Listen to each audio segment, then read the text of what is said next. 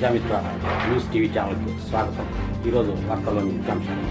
కడప నగరంలోని ఎర్రముక్కపల్లె పూసల వీధికి చెందిన గోవింద్ ఆంజనేయులు ఆధ్వర్యంలో శనివారం రాత్రి దాదాపు 200 కుటుంబాలు తెలుగుదేశం పార్టీలో చేరాయి. ఈ కార్యక్రమానికి MLA R Madhavireddy, polit bureau సభ్యులు శ్రీనివాసరెడ్డి హాజరై ప్రసంగించారు. ప్రజలను లెక్క పెడతా ఉన్నారా?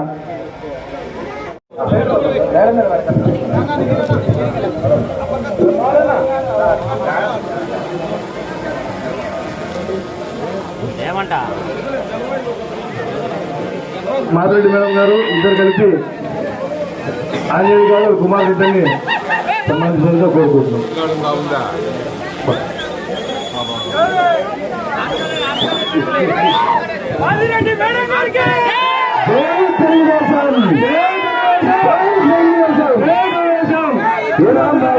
నాగిరెడ్డి మనోడు అన్న వేంపల్లి నాగిరెడ్డి మనోడు మన లైట్ పల్లె ఉంటాడు.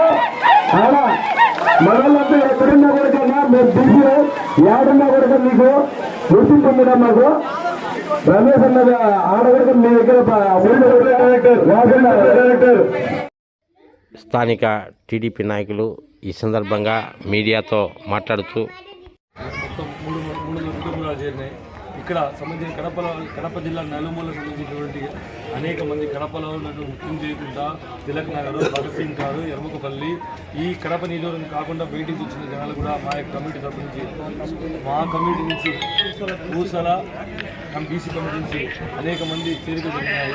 ఈ విధంగా బీసీ చేరిక ఈ విధంగా మాకు తెలుగుదేశం పార్టీలో చేరిక చాలా సంతోషం. ఇక్కడ విజయసాయి ఎమ్మెల్యే మాధురెడ్డి మా గారికి మరియు శ్రీనివాసరెడ్డి గారికి నంబర్లు పడుతున్నాయా?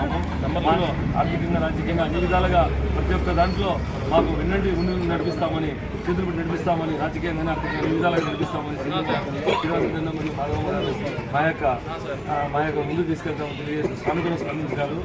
ఈ అవకాశం కల్పించిన మీడియా మిత్రులందరికీ ధన్యవాదాలు తెలియజేస్తున్నాను. స్వతంత్రం వచ్చి 75 సంవత్సరాలైనా ఎక్కడ వేసిన గొంగలు అక్కడే ఉన్నట్టుగా మనకు ఎన్ని ప్రభుత్వాలు వచ్చినా ఎవరు ఏం చేయకుండా ఉంటే ఉమ్మడి ఆంధ్రప్రదేశ్లో మాజీ సీఎంగా ఉన్నప్పుడు చంద్రబాబు నాయుడు దృష్టికి మేమంతా కలిసి తీసుకెళ్ళడం జరిగింది.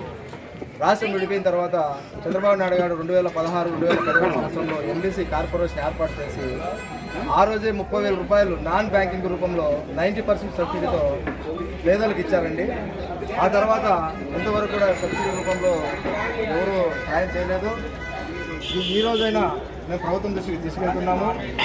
ఈ ఎంబీసీ కులాలకైతే నాన్ బ్యాంకింగ్ రూపంలో ఆ రోజు 30,000 ఇచ్చేవాళ్ళైతే ఈరోజు ₹1,00,000, 2 లక్షల వరకు పేద కుటుంబాలకు సాయం చేయాల్సిందిగా నేను మనస్ఫూర్తిగా కోరుకుంటున్నాను.